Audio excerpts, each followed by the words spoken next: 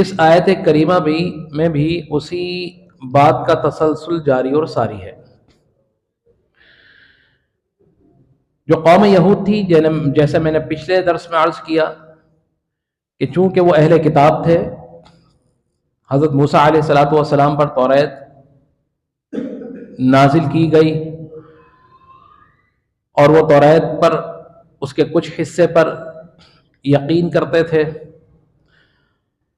جو ان کے مطلب کا ہوتا اس پر یقین کرتے، اور جو ان کے مطلب کا نہ ہوتا اس پر یقین نہیں کرتے، اس کو جھٹلا دیتے۔ لیکن وہ اہل کتاب تھے، اللہ نے اس قوم پر اپنا پیغمبر بھی نازل فرمایا، کتاب بھی عطا فرمائی،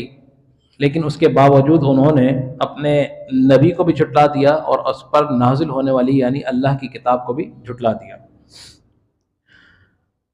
ان میں سے کچھ ایسے بھی تھے جو ایمان لے آئے، اور کچھ ایسے تھے کہ جو جانتے بوجھتے کہ نبی آخر الزمان صلی اللہ تعالی علیہ وسلم تشریف لا چکے ہیں، ان کی نشانیاں مکمل ہو چکی ہیں، لیکن اس کے باوجود اپنے حسد اور کینے کی وجہ سے وہ ایمان نہ لائے۔ اس آیت کریمہ میں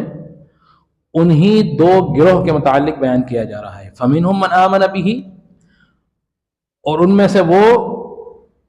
جو نبی آخر الزمان صلی اللہ تعالی علیہ وسلم کی نشانیوں کا ملاحظہ فرما کر ایمان لے آئے، یعنی حضرت عبداللہ بن سلام رضی اللہ تعالی عنہ، اور ان کے ساتھ اور بہت سے جو ایمان کی دولت سے مالا مال ہوئے۔ وَمِنْهُمْ مَنْ صَدَّ عَنْهُ، اور ان میں سے کچھ ایسے بھی تھے جیسے کعب بن اشرف اور بھی بہت سے، جو حضور علیہ الصلوۃ والسلام کی نشانیوں کو جانتے بوجھ پر بھی ایمان نہ لا سکے۔ وَكَفَى بِجَهَنَّمَ سَعِيرًا، تو ایسے لوگ جو حضور علیہ الصلوۃ والسلام پر ایمان نہیں لائے، اللہ تبارک و تعالی اس آیت مبارکہ میں ان لوگوں کے لیے بیان فرما رہا ہے کہ وَقَفَى، اور کافی ہے، بِجَهَنَّمَ سَعِيرًا،